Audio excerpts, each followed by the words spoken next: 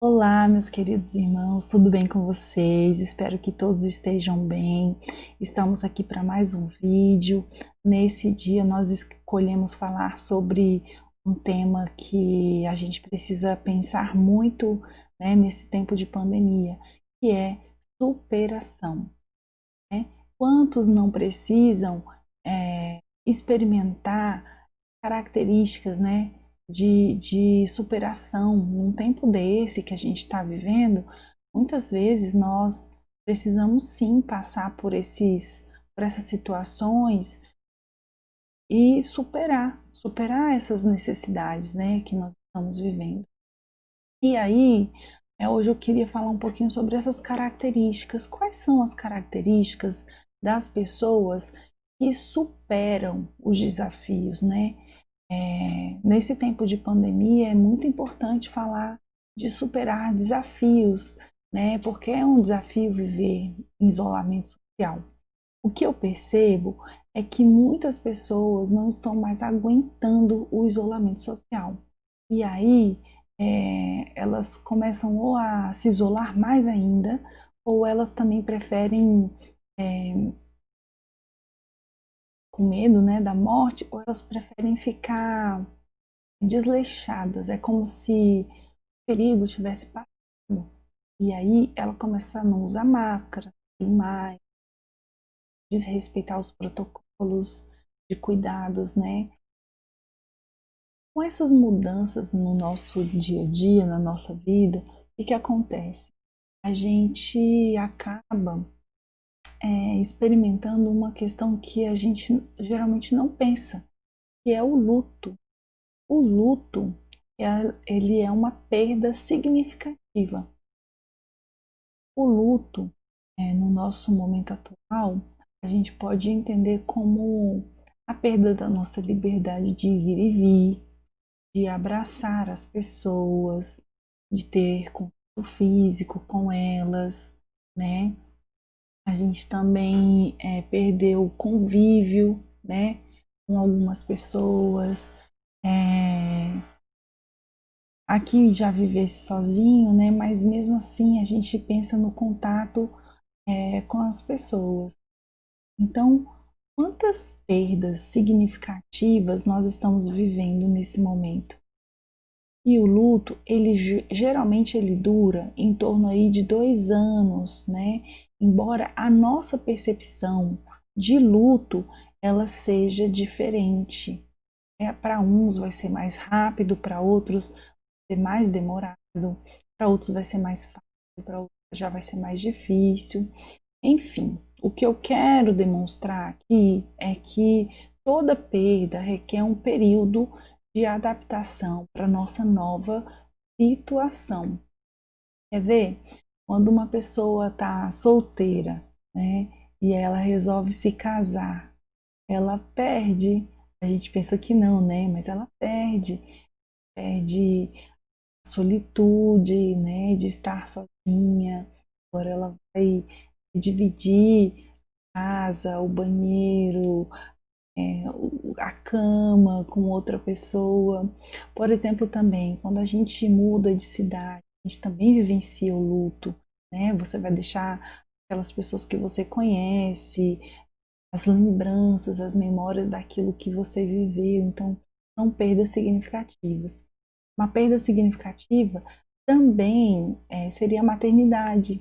Quando a gente ganha um neném, a gente perde muita coisa, a gente perde, às vezes, aquele corpo que a gente tinha, o tempo que a gente se dedicava a gente mesmo.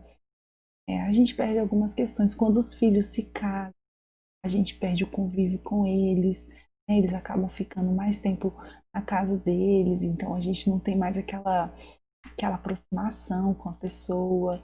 Quando os netos chegam, às vezes com a chegada do neto, vem também responsabilidade de cuidar deles, ou às vezes a gente sente, né, a emoção, o sentimento mesmo de estar próximo deles, né, mais tempo. Então a gente percebe que toda mudança ela envolve uma situação de adaptação.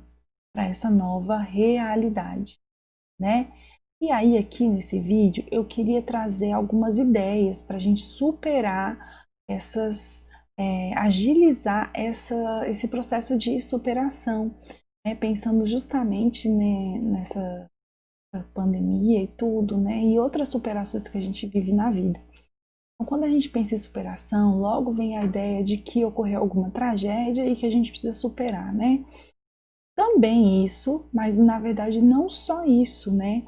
Porque a gente pode imaginar que nós passamos por várias situações muito simples na nossa vida e que exige de nós essa capacidade de adaptar, né? Uma flexibilidade, né? Por exemplo, quando se aposenta, quando entra o horário de verão, por exemplo,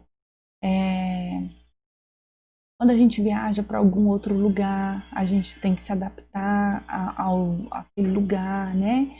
Aquelas novas ruas. Quando a gente troca de carro, às vezes a marcha é num lugar, o freio, e aí a gente precisa também passar por essa adaptação.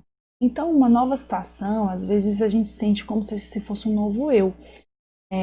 Principalmente quando a gente troca de carro, e você tem uma marcha diferente ali, parece que você um pouco desaprendeu ali a dirigir até que passa ao automático, né? Você se adapta, ou seja, às vezes é muito rápido essa adaptação.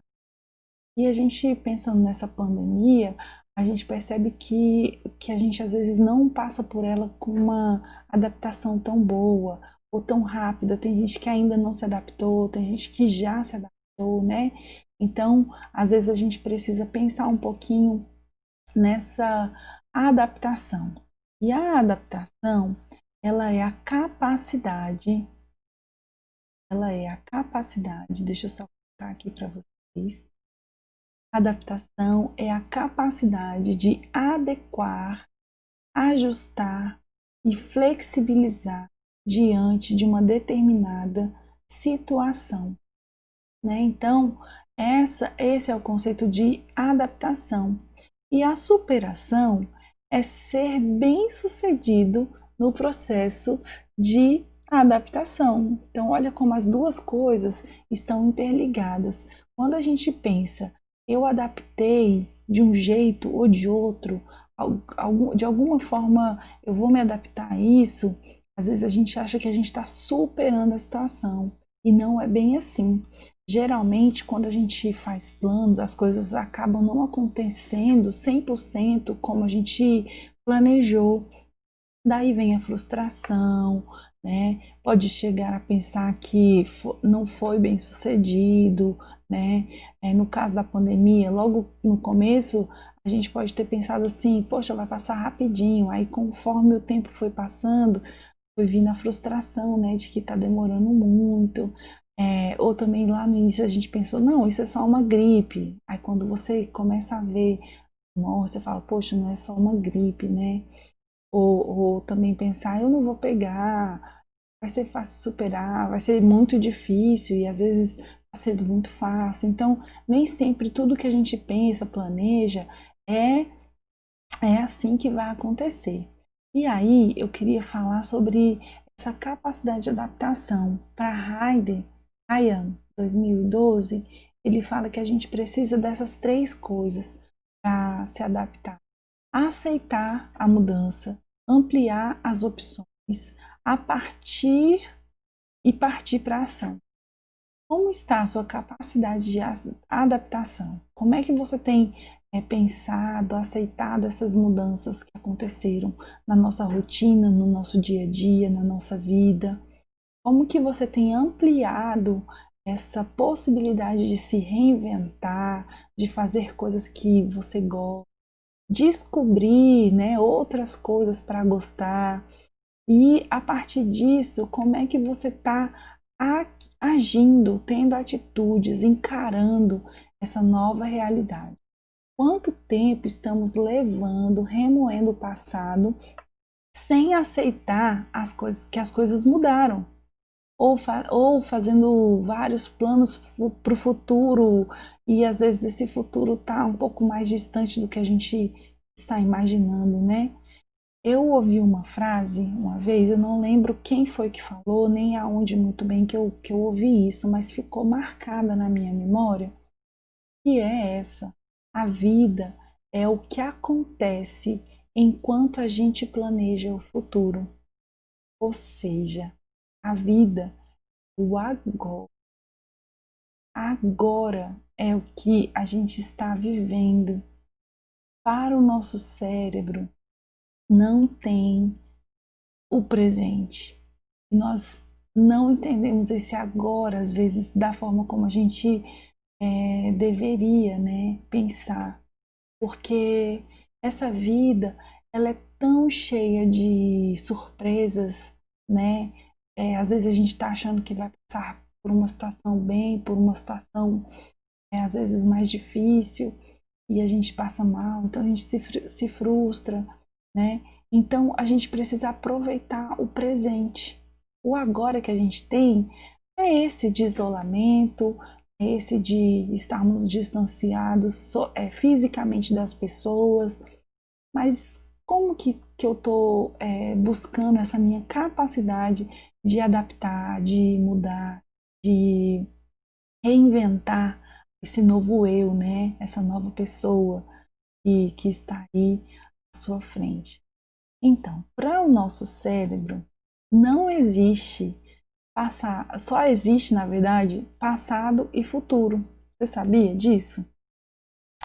Na nossa cabeça, a gente não consegue identificar o presente.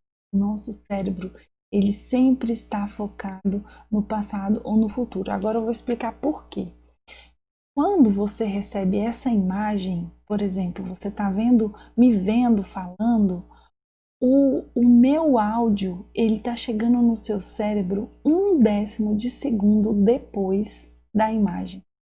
E aí o que acontece? O seu cérebro, ele guarda a imagem até o som chegar e faz essa sincronia e te entrega uma percepção de que as coisas estão acontecendo ao mesmo tempo e agora, no presente. Isso não é o máximo? Gente, é muito legal. E é um presente que Deus nos deu, né? É um presente que Deus deu pra gente. Porque imagina se o cérebro não fizesse isso e a gente passasse o tempo todo ouvindo atrasado. Então, eu queria que você pensasse um pouquinho no que você está agradecendo pelo que você está ganhando agora, hoje, né, no presente, né? O futuro, ele é o que a gente imagina que vai acontecer. Então, a análise do que a gente já viveu, com aquilo que a gente acha que vai acontecer, né, com a tomada de decisão que vamos fazer, o cérebro é o presente. Ou seja, é uma construção. Nosso presente, ele é sempre construído. E a gente precisa permitir que o nosso cérebro busque informações preciosas do nosso passado, sem prejudicar o nosso presente e sem impedir o nosso futuro. Pelo que você é grato. Agradecer o que ganhou hoje, o ar, a possibilidade de ouvir palavras dos seus amigos, né? Acessar as redes sociais, o WhatsApp, né? Que está proporcionando, por exemplo, esse encontro tão maravilhoso aqui, né? Trocando uma ideia, né? Nesse vídeo. Por exemplo, já agradeceu por esse lanche, porque você tem alguma coisa agora para comer, esse chazinho, companhia que você está assistindo agora em casa, ou se não está, a casa que você está agora confortável, né, sentado, às vezes num sofá quentinho, né? Talvez você ganhou, o que você ganhou hoje foi um sorriso, foi um livramento, foi o progresso de algum projeto, né, uma resposta de oração. E eu sei, eu não sei, né, se você recebeu hoje alguma coisa do seu passado, mas talvez você tenha aprendido com as suas dores, aprendido também com as situações difíceis que a vida nos oferece, né? Então, é muito importante que a gente faça essa análise todos os dias, porque a gente precisa aproveitar esse presente, como a gente leu aqui, né?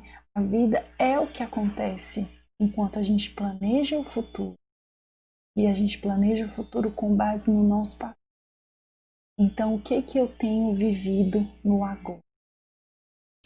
O nosso cérebro, ele é expert em resolver palavras cruzadas, resolver problemas, né? Então, a gente gosta, às vezes, de uma palavra cruzada, a gente gosta de um xadrez, de uma dama, de jogar pedrinhas, tantas coisas, né? Que a gente, às vezes, gosta de fazer. E a gente tem dado ferramentas, que ferramentas, né, nós estamos dando para o nosso cérebro resolver os problemas. Às vezes eu posso dar ferramentas para ele dizendo assim, olha, é muito difícil, é difícil demais, eu não dou conta disso, eu não sou capaz de fazer isso. Já que eu não sou capaz, então eu vou desistir. Esse tipo de ferramenta que a gente dá para o nosso cérebro, ele vai ativar um lugar chamado hipocampo. O hipocampo, ele é uma conexão das minhas memórias, né? E aí, o que ele faz? Ele gerencia as tarefas e toda a memória vem com um pouco de emoção, né? Então, olha só como essa estrutura, ela está envolvida com a resolução de problemas. Então, o hipocampo, ele está responsável por resolver os nossos problemas. E quando a gente estressa muito o nosso hipocampo com essas ideias, né, de que é impossível resolver o problema, a gente está deixando ele mais debilitado para fazer o que ele tinha que fazer. O estresse, como uma situação de trânsito, por exemplo, como essa pandemia, não acaba nunca, né? Ocupa o hipocampo e a gente acaba pensando: o que eu faço, o que eu faço, o que eu faço? Fica ali impedido de sair desse lugar, né? De o que você vai fazer e acaba que não adianta, né? Porque a gente está deixando nosso hipocampo incapacitado de evocar memórias e ele acaba perdendo o freio. E quando ele perde o freio, ele fica mais difícil para o hipocampo lembrar das situações que a gente já vivenciou e que está ligada a esse problema que a gente está vivendo agora e que poderia ajudar a gente a resolver esse problema agora. Então, uma grande dica que eu dou para vocês é respire, respire fundo, respire profundamente, aumente esse aporte de oxigênio que é essencial funcionar o nosso cérebro, né? E aí você pode estar no controle da situação. Se você perceber, quando a gente está ofegante, a gente está mandando uma mensagem para o cérebro que a gente está sem controle. E aí, o que ele vai fazer? Ele vai liberar adrenalina para que a gente. Desculpe aqui, meu filho entrou. Mas então, nós estamos mandando uma informação para o cérebro que a gente está em risco de morte.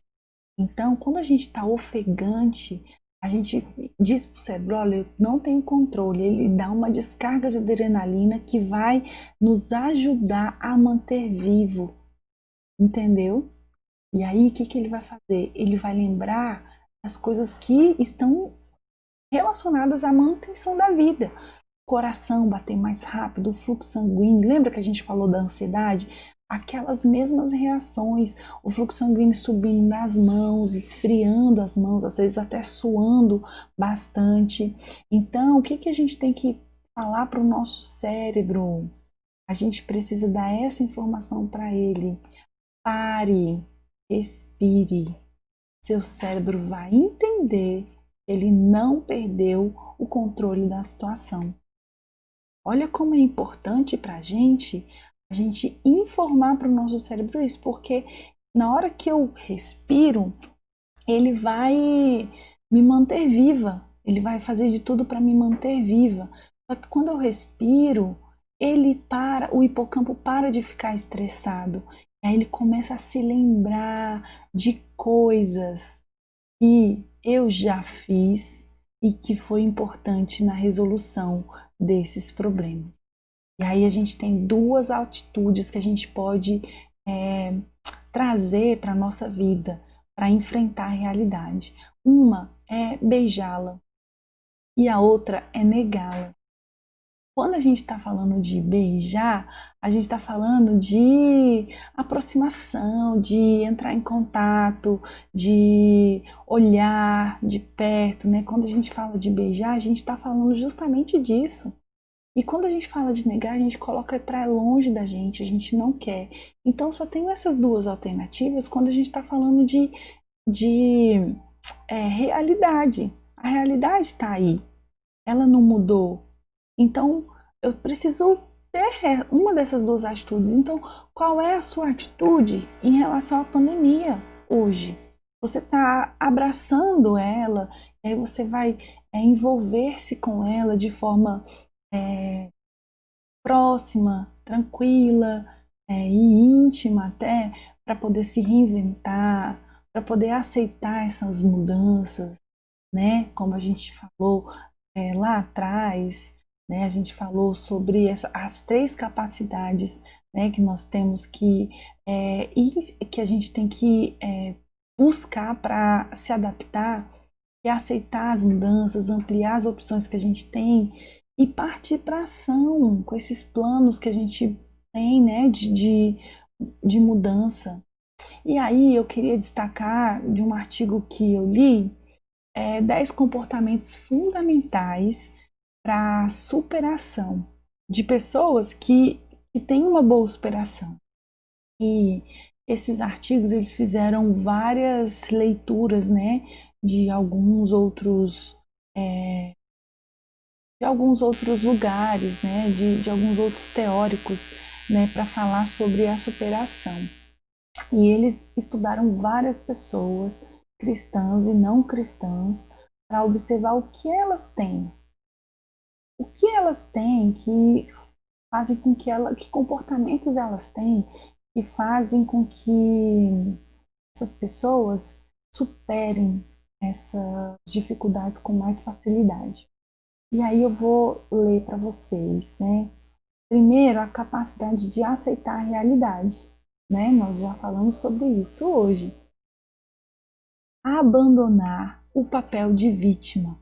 Então, a pessoa que fica no vitimismo, ai, ó céus, ó vida, tudo de ruim acontece comigo, ai, fulano fez isso para mim, nossa, essa pandemia não poderia ser em pior hora.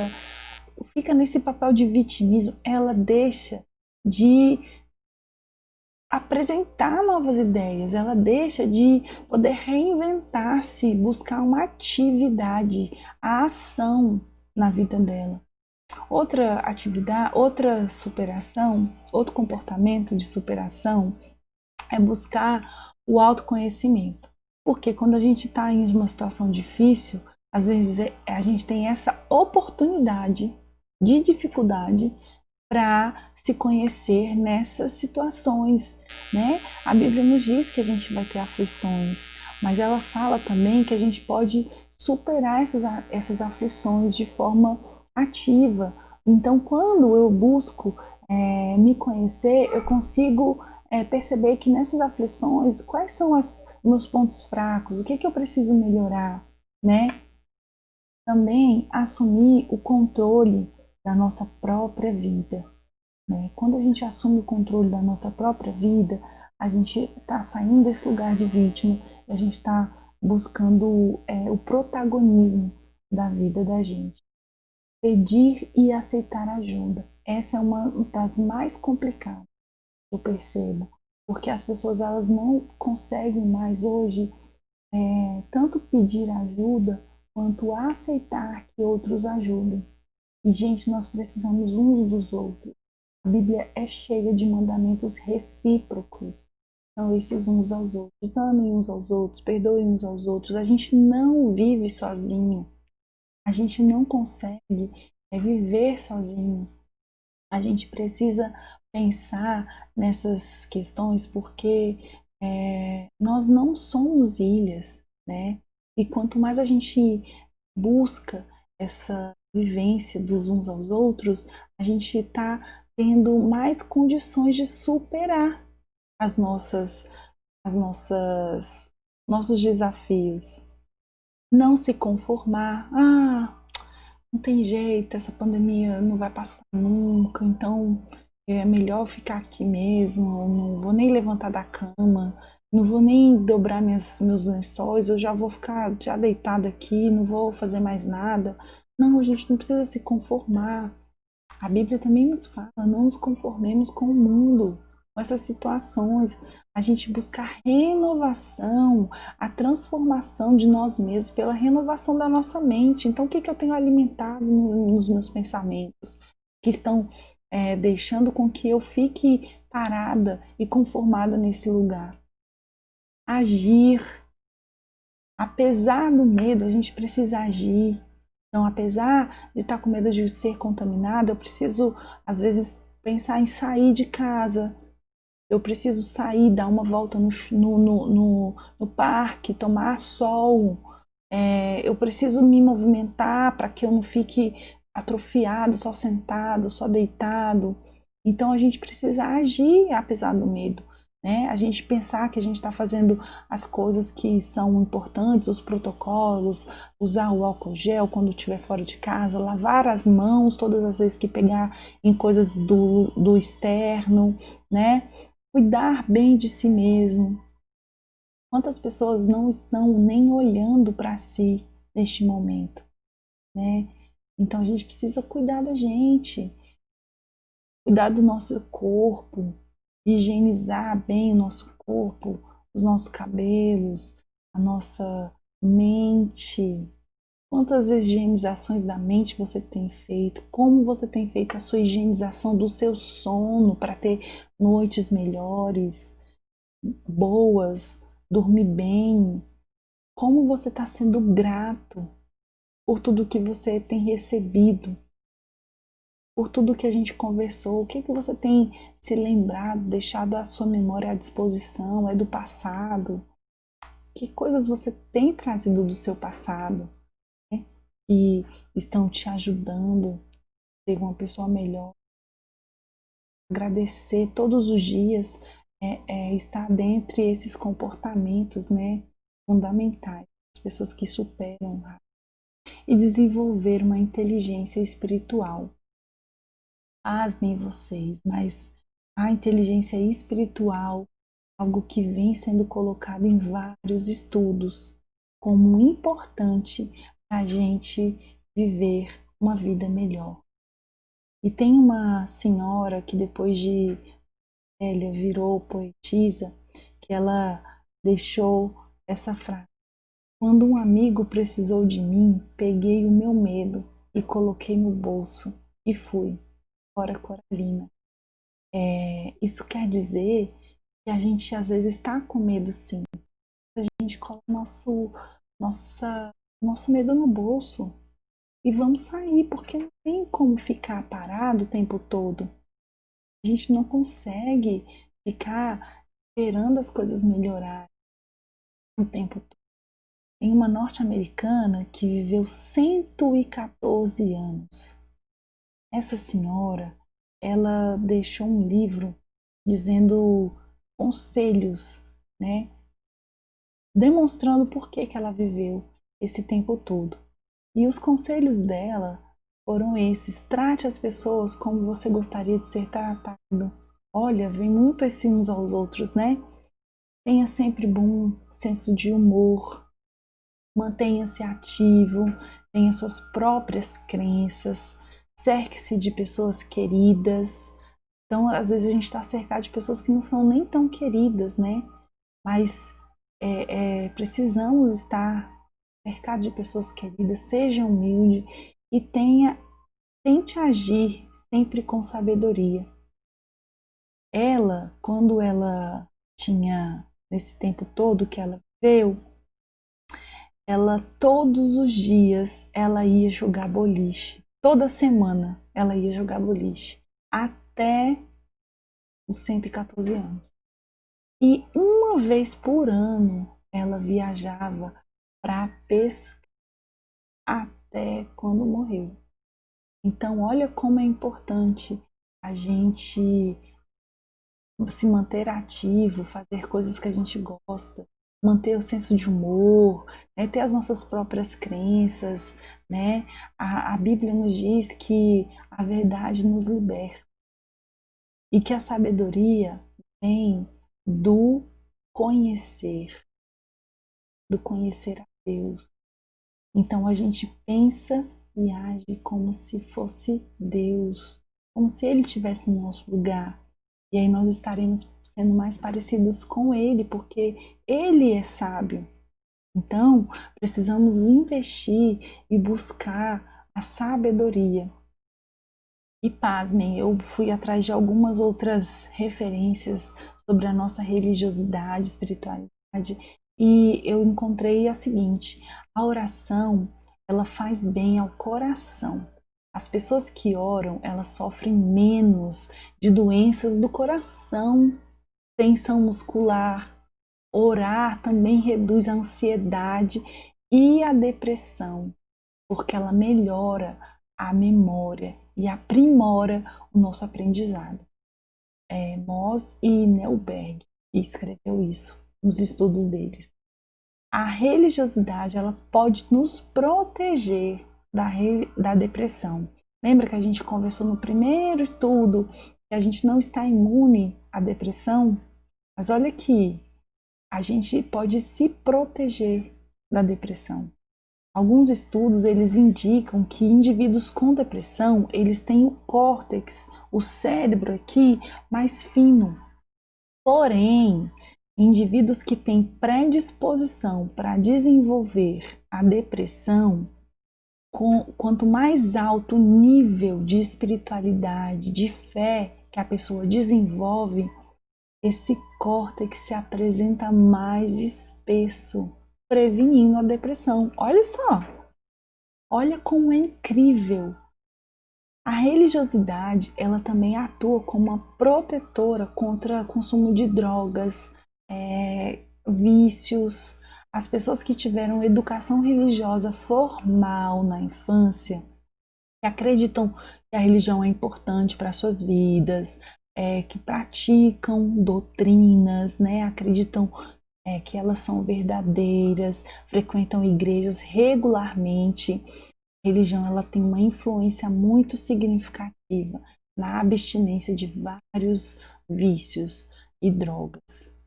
A superação ela está ao alcance de todos, meus irmãos. A verdade é que nós precisamos buscar esse lugar de transformação. Os desafios, as dificuldades, né? Às vezes as pessoas vão gastar mais tempo, outras menos tempo. Mas a Bíblia nos diz lá em 2 Timóteo 1,7 que o Senhor nos deu um espírito de coragem, amor e equilíbrio. Ele nos dotou dessa possibilidade de superar os nossos desafios.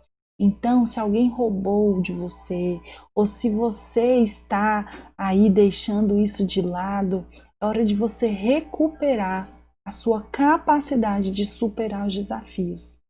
Se não for por você, com as suas próprias forças, gente, Deus te deu, Deus te dotou. Então, ore, peça ao Senhor que Ele te dá essa sabedoria, Ele te dá aquelas características. Não deixe que as dificuldades nos dominem, porque nós não somos fracos, a gente não é derrotado, nós temos a promessa de que nós somos mais do que vencedores, antes mesmo de nascermos. Ele veio para que nós tivéssemos vida e vida em abundância. Tem uma musiquinha infantil que fala: minha pequenina luz, vou deixar brilhar. Acho que todos aqui conhecem. Tem alguns autores que falam que não, que essa luz não é pequena, porque é Jesus, Jesus é muito grande. Mas às vezes essa luz vai representar um pouco da nossa fé. E ela pode ser até pequenininha. Precisa manter acesa. Lembra do nosso estudo passado? Pedro, nossa fé às vezes é do tamanho daquele grãozinho de mostarda. Eu preciso deixar essa luz brilhar. Ele fala, meu povo perece por conhecimento. Hoje vocês tiveram alguns conhecimentos a respeito do funcionamento do nosso cérebro. E eu queria que vocês absorvessem isso, ouvissem novamente e vocês não se esquecessem. A gente não pode perecer por falta de conhecimento. Então, meus queridos, eu queria agradecer pelo tempo, a oportunidade de estar falando com vocês. E esse é o meu recado de hoje. Espero que faça sentido para vocês. Espero que tenha abençoado a vida de vocês. E até o próximo vídeo. Um abraço.